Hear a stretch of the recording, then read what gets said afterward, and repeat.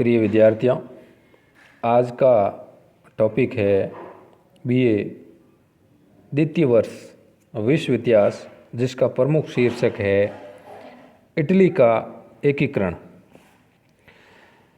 Napoleon पहला व्यक्ति था जिसने इटली और जर्मनी के राज्यों को भौगोलिक नाम के स्थान पर वास्तविक रूपरेखा प्रदान की। उसने ये सभी भौगोलिक एवं राजनीतिक बाधाओं को समाप्त कर इटली को एकता का महत्व सिखाया। इसलिए नेपोलियन को इटली में राष्ट्रवाद का जन्मदाता कहा जाता है। उसने इटली की विजय के बाद लोम्बार्डी, परमा, मेडोना, पोप के राज्य के कुछ भाग तथा वेनेशिया को मिलाकर सन 1797 में सिस अल्पाइन गणतंत्र की स्थापना की और सम्राट बनने के बाद उसने अनेक छोटे बड़े राज्यों को समाप्त कर उन्हें केवल 3 भागों में समाहित कर दिया था। इटली में एक समान कानून लागू कर नेपोलियन ने इटली वासियों को अपने गौरवपूर्ण अतीत का पुनः स्मरण करवाया। अब है वियना कांग्रेस और इटली। नेपोलियन के पतन के बाद विजय यूरोपीय देशों ने प्रादेशिक व्यवस्था पर निर्णय लेने के लिए सन 1815 ईस्वी में ऑस्ट्रिया की राजधानी वियना में एक सम्मेलन का आयोजन किया था, जिसमें टर्की के अतिरिक्त सभी यूरोपीय देशों ने भाग लिया। ऑस्ट्रिया के प्रधानमंत्री मेटरनिक को इस सम्मेलन का अध्यक्ष बनाया गया था, जिसने इटली को एक भौगोलिक अभिव्यक्ति मात्र कहा था। वियना कांग्रेस ने इटली को 8 भागों में विभाजित किया, जो इस प्रकार है: पहला लोम्बार्डी, दूसरा वेनेशिया, तीसरा नेपल्स, चौथा सिसिली, पांचवा परमा, छठा टस्कनी, सातवां मेडोना और 8वां था सार्डिनिया पीडमांट।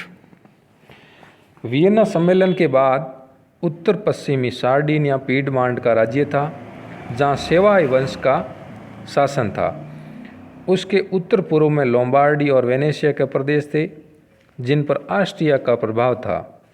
मध्य में पोप का एक स्वतंत्र राज्य था। दक्षिण में नेपल्स और सिसिली थे, जहाँ बुर्बो वंश का शासन था। 1820 में नेपल्स और 1821 में पीडमांट में जनता ने अपने शासकों के प्रति विद्रोह कर दिया था, किंतु मेटरनिक ने निरंकुश शासकों को पुनः राजगद्दी पर बैठा दिया। अब है इटली के एकीकरण आंदोलन की 3 प्रमुख विचारधाराएं। पहली थी मैजिनी इटली का एकीकरण एक गणराज्य के रूप में करना चाहता था। मैजिनी ने तृतीय रोम की बात की थी, जो कि सीजर और पोप के रोम के बाद जनता का रोम होगा। इसका समर्थक गैरीबोल्डी भी था। दूसरा, नवयुग इल्प आंदोलन का प्रणेता जियोबर्टी पोप के अधीन इटली के सभी राज्यों का एक संघ बनाना चाहता था। तीसरी विचारधारा, संवैधानिक तथा सीमित राजतंत्र का समर्थक कैबूर सार्डिनिया पीडमांट के राज परिवार के अधीन इटली का एकीकरण चाहता था। अब है इटली में एक संस्था, उसका नाम है कार्बोनरी। यूरोप में गुप्त संस्थाओं की प्रणाली का जन्मदाता इटली ही था। वहाँ कोयला झोंकने वाली इस गुप्त संस्था की स्थापना 1810 में नेपल्स में हुई, जिसका नाम था कार्बोनरी, यानी इसका शाब्दिक अर्थ है जलता हुआ लकड़ी का कोयला। इसके 2 उद्देश्य थे: विदेशियों को इटली से बाहर खदेड़ना और दूसरा था वैधानिक स्वतंत्रता की प्राप्ति करना। कार्बोनरी संस्था के सदस्यों ने 1820 में नेपल्स और 1821 में पीडमांट में स्वतंत्रता के लिए विद्रोह कर दिया, परंतु यूरोप के पुलिसमैन के नाम से प्रख्यात ऑस्ट्रिया के प्रधानमंत्री मेटरनिक ने सेना भेजकर इस विद्रोह को दबा दिया। अब है इटली में जो मुख्य भूमिका थी वो थी मैजिनी की। इसका जीवन काल था 1805 से 1872 ईस्वी तक। मैजिनी 1830 की क्रांति से पूर्व वह कार्बोनरी का सदस्य था। उसने भी क्रांति में भाग लिया था। क्रांति का दमन हो जाने पर उसे बंदी बनाकर सेवोना के दुर्ग में भेज दिया गया। बाद में उसकी रचनाओं को खतरनाक समझकर इस देश से बाहर निकाल दिया गया, यानी उसे निर्वासित कर दिया गया। निर्वासन के दौरान उसने अपना अधिकांश समय लंदन में बिताया, जहाँ सारे यूरोप के क्रांतिकारी बुद्धिजीवी शरण लिए हुए थे। इस दौरान उसकी कार्ल मार्क्स से भी भेंट हुई थी। निर्वासित जीवन व्यतीत करते हुए मैजिनी ने 1831 में फ्रांस के मार्सेल्स नगर में यंग इटली यानी युवा इटली नामक संस्थान की स्थापना की। यह कई बार प्रतियोगिता परीक्षाओं में भी सवाल आ चुका है। यंग इटली की स्थापना किसने की? तो यंग इटली की स्थापना 1831 में मैजिनी ने की थी, फ्रांस के मार्सेल्स नगर में। इस संगठन के ध्वज के एक तरफ एकता व स्वाधीनता तथा दूसरी तरफ फ्रांसीसी क्रांति के पवित्र सिद्धांत स्वतंत्रता, समानता और भ्रातृत्व शब्द अंकित किए गए थे। यंग इटली का नारा था परमेश्वर, जनता और इटली। मैजिनी का कथन था कि यदि समाज में क्रांति लानी है तो क्रांति का नेतृत्व नवयुवकों के हाथों में दे दो। युवक समाज के हृदय में असीम शक्ति छिपी हुई होती है। मैजिनी ने संयुक्त इटली नामक एक समाचार पत्र निकाला। इटली के इतिहास में मैजिनी का सबसे बड़ा योगदान यह था कि उसने इस बात को समझा कि इटली के एकीकरण का कार्य पूरा हो सकता है। वह मैजिनी ही था जिसने पहली बार इटली को एक राष्ट्र के रूप में इटली के नाम से पुकारा। इटली शब्द का अर्थ है तुम जीवित हो। उसे इटली के स्वतंत्रता संग्राम का मसीहा कहा जाता है। मैजिनी ने लोम्बार्ड संघ का तथा गल्युप जाति के महान युद्धों की लोक कहानियों को लिखकर इटली के कम शिक्षित वर्ग में सांस्कृतिक माध्यम से एक विशेष संघर्ष प्रारंभ किया। मैजिनी ने इटालिया डेल पोपोलो नामक समाचार पत्र भी निकाला था, यानी उसने 2 समाचार पत्र निकाले थे। पहला था संयुक्त इटली, दूसरा था इटालिया डेल पोपोलो। सार्डिनिया के सम्राट चार्ल्स एल्बर्ट ने 23 मार्च सन 1848 को ऑस्ट्रिया के विरुद्ध युद्ध की घोषणा की। पोप और नेपल्स के शासक फर्डिनेंड को भी वहाँ जनता ने उसको मजबूर कर दिया कि वे इटली के मुक्ति संग्राम में भाग ले, मगर इटली की यह एकता अल्पकालिक सिद्ध हुई, जिसके कारण अकेला चार्ल्स पराजित हो गया। राजतंत्रवादियों के दबाव के कारण चार्ल्स एल्बर्ट ने ऑस्ट्रिया के विरुद्ध युद्ध पुनः प्रारंभ कर दिया। 23 मार्च सन 1849 को उसकी सेनाएं नोवारा के युद्ध में हार गई। इस हार के बाद चार्ल्स ने सिंहासन त्याग दिया और उसका पुत्र विक्टर एमुअल द्वितीय पीडमांट का शासक बना। वह अपनी जनता में ईमानदार राजा के नाम से प्रसिद्ध हुआ। 1848 में मैजिनी और गैरीबाल्डी ने रोम में गणतंत्र की स्थापना कर दी, किंतु फ्रांस ने पोप की सहायतार्थ रोमन गणराज्य पर हमला कर दिया। यद्यपि गैरीबाल्डी ने लंबे समय तक फ्रांस की विशाल सेना का सामना किया, किंतु अंत में उसकी हार हुई और वह अमेरिका भाग गया। मैजिनी भी स्विट्जरलैंड चला गया। फ्रांस व ऑस्ट्रिया द्वारा रोम के साथ टस्कनी, मेडोना, परमा आदि के शासकों को पुनः सत्तारूढ़ कर दिया। अब है इटली के एकीकरण में दूसरा व्यक्तित्व मैजिनी के बाद कैबूर। 1847 में कैबूर ने इल रिचार्डो मेंटो नामक पत्रिका द्वारा राजनीतिक परिवर्तन की और इटली का ध्यान आकर्षित किया। उसकी यह धारणा थी कि जब तक विदेशी सहायता प्राप्त नहीं होगी तब तक इटली स्वतंत्र नहीं हो सकता। कैबूर ने एक बार कहा भी था, हम चाहे या नहीं चाहे हमारा भाग्य फ्रांस पर निर्भर है। 1854 में रूस और टर्की के बीच क्रीमिया का युद्ध लड़ा गया। इस युद्ध में इंग्लैंड और फ्रांस ने रूस की बढ़ती हुई शक्ति पर रोक लगाने के लिए टर्की का साथ दिया।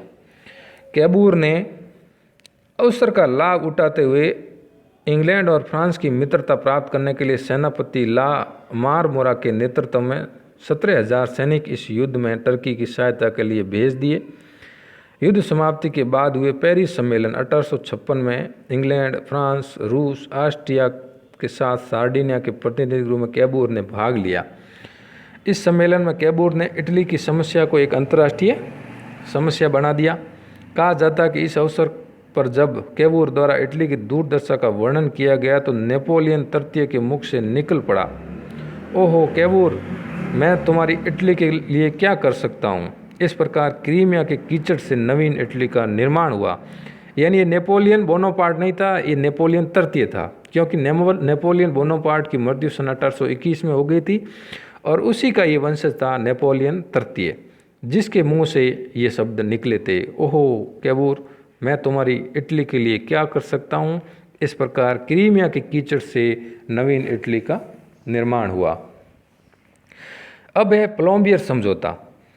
नेपोलियन तृतीय इटली से क्रुद्ध था, क्योंकि आर्सनी नामक एक इटाली ने उसकी हत्या का प्रयास किया था, किंतु बाद में वह तथ्य प्रकट हो गया कि इस षड्यंत्र में इंग्लैंड का हाथ था। अतः नेपोलियन तृतीय का हृदय परिवर्तन हो गया। इसके साथ ही अन्य कारण भी थे जिससे प्रेरित होकर नेपोलियन तृतीय इटली की तरफ उन्मुख हुआ।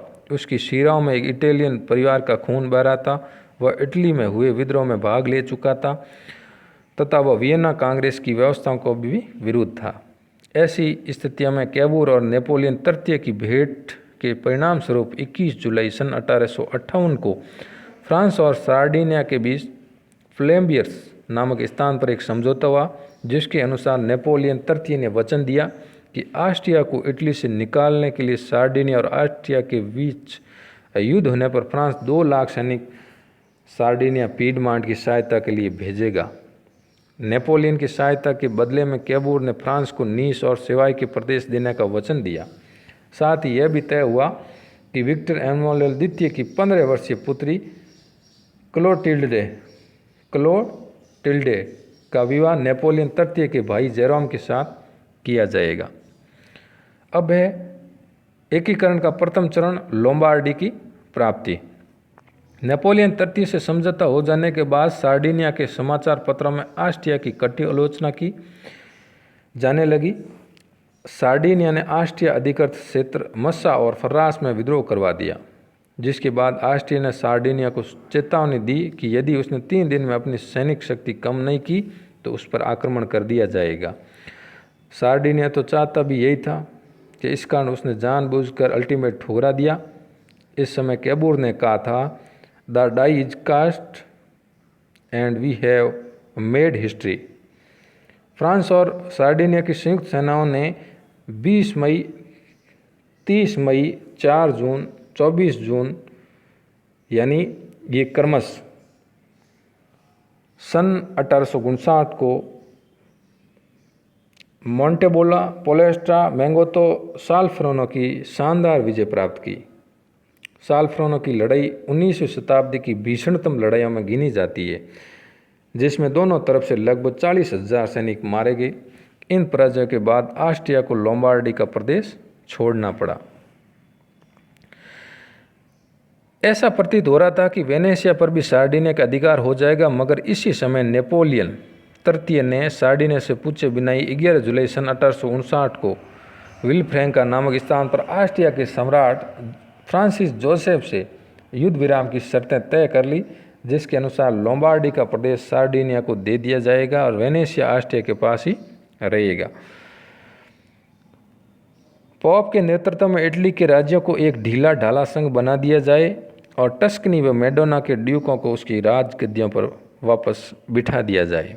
कैबूर ने विक्टर एमानुएल को यानी द्वितीय को यह सलाह दी थी कि वह इस संधि को न माने और अकेला युद्ध जारी रखे, मगर एमानुएल द्वितीय ने अपनी बात नहीं मानी, जिससे नाराज होकर कैबूर ने प्रधानमंत्री पद से त्याग पत्र दे दिया। विक्टर एमानुएल द्वितीय ने ऑस्ट्रिया और फ्रांस के साथ मिलकर 10 नवंबर सन 1859 को ज्यूरिख की संधि कर विल्फ्रेंका की संधि की पुष्टि कर दी। चूंकि नेपोलियन तृतीय ने अंतिम समय तक सार्डिनिया का साथ नहीं दिया, इस कारण उसने नीस और सेवाई के प्रदेश देने के बजाय केवल युद्ध में व्यय लेना स्वीकार किया। नेपोलियन तृतीय द्वारा बीच में संधि करने का कारण यह था कि उसकी सहायता से ऑस्ट्रिया पर विजय करने के बाद पीडमांट के अधिक शक्तिशाली होने की संभावना थी। नेपोलियन को फ्रांस की सीमा पर किसी भी शक्तिशाली राज्य की स्थापना स्वीकार्य नहीं थी। इसके अतिरिक्त फ्रांस के रोमन कैथोलिक लोग युद्ध जारी रखने के विरुद्ध थे। अब है इटली के एकीकरण का द्वितीय चरण। ऑस्ट्रिया की पराजय से उत्साहित होकर इटली ने टस्कनी, पर्मा, मेडोना, रोमाना राज्यों की जनता ने अपने शासकों को हटा दिया और सार्डिनिया में मिलाने की घोषणा कर दी।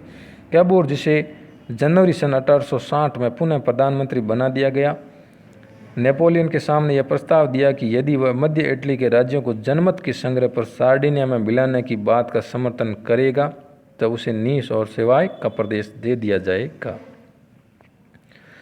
नेपोलियन तृतीय ने कैबूर के इस प्रस्ताव को स्वीकार कर लिया, जिसके बाद कैबूर ने उपरोक्त राज्यों को जनमत के आधार पर सार्डिनिया में मिला दिया।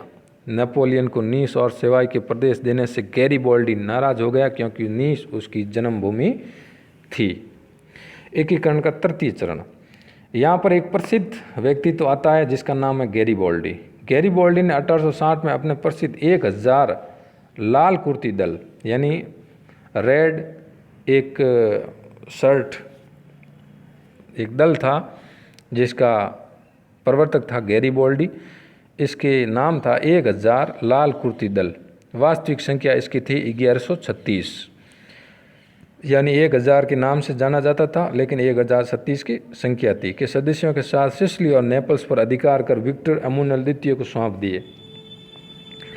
विक्टर एमुनल के इटली के राजा घोषित होने के बाद जब गैरिबाल्डी को सम्मानित करने और उपाधियां देने का प्रस्ताव दिया गया तो यह कहते हुए अपना द्वीप कैप्रीरा चला गया कि वह देश सेवा स्वयं एक पुरस्कार है, मुझे कोई दूसरी चीज़ नहीं चाहिए। ये गैरिबाल्डी का प्रसिद्ध कथन है। स्वतंत्र इटली अमर रहे। नवंबर में दक्षिण इटली के इस जीते हुए प्रदेश में यह जानने के लिए जनमत संग्रह करवाया गया कि वे इटली को मिलना चाहते हैं या नहीं।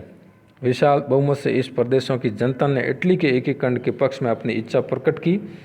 इस प्रकार दक्षिण के राज्यों के विलय के साथ ही इटली के एकीकरण का तृतीय चरण संपन्न हुआ। 18 फरवरी सन 1861 को वेनेशिया और रोम के अतिरिक्त देश भर के प्रतिनिधियों की संसद का अधिवेशन तुरीन में बुलाया गया। इस संसद में विक्टर एमुनुअल को इटली का राजा घोषित कर दिया गया। 1 मार्च को पीडमांट सार्डिनिया का नाम बदलकर इटली का राज्य कर दिया गया। इस संसद के कुछ ही दिनों बाद जून सन 1861 में कैबूर की मृत्यु हो गई। अब है एकीकरण का चतुर्थ चरण, वेनेशिया की प्राप्ति। 1866 की परसा इटली संधि में यह तय किया गया कि जब परसा और ऑस्ट्रिया के बीच युद्ध होगा तो उस समय इटली परसा की सहायता के लिए ऑस्ट्रिया पर आक्रमण करेगा। परसा युद्ध में विजय होने पर ऑस्ट्रिया से वेनेशिया का प्रदेश इटली को दिलवा देगा। ऑस्ट्रिया परसा युद्ध में इटली ने समझौते के अनुसार ऑस्ट्रिया पर आक्रमण तो कर दिया, वह ऑस्ट्रिया के हाथों बुरी तरह से पराजित हुआ, मगर परसा ने विजय रहने के बाद वायदे के अनुरूप इटली को वेनेशिया का प्रदेश दिलवा दिया। एकीकरण का अंतिम चरण यानी रोम पर अधिकार। इटली के एकीकरण में सन 1870 में जब फ्रांस परसा के मध्य सेडोन का युद्ध हुआ तो नेपोलियन तृतीय ने परसा के विरुद्ध युद्ध लड़ने के लिए रोम से भी अपनी सेनाएं बुला ली। इसका लाभ उठाकर सार्डिनिया पीडमांट के सम्राट विक्टर एमुनल द्वितीय ने अपनी सेना भेजकर 20 सितंबर सन 1870 को रोम पर अधिकार कर लिया। 2 जून सन 1871 को एक विशाल जुलूस के साथ विक्टर एमुनल द्वितीय ने रोम में प्रवेश की घोषणा की और कहा, हम रोम आ गए हैं और अभी हम यहीं रहेंगे। इस प्रकार सेडोन के युद्ध ने जर्मनी और इटली दोनों के एकीकरण को पूरा किया। मैरियट का कथन है कि मैजिनी ने इटली की आत्मा, कैबूर ने मस्तिष्क, गैरिबाल्डी ने तलवार, विक्टर एमुनुएल ने द्वितीय ने शरीर बनकर राष्ट्रीय एकीकरण का कार्य पूरा किया। इटली के एकीकरण के बाद पोप के साथ संबंध तय करने के लिए 1871 में लॉ ऑफ पेपाल गारंटीज नामक कानून पारित किया गया। इस कानून के अनुसार पोप को स्वतंत्र शासक मानते हुए अपने निवास स्थान और उसके चारों ओर के क्षेत्र पर पोप की सर्वोच्च सत्ता स्वीकार कर ली गई।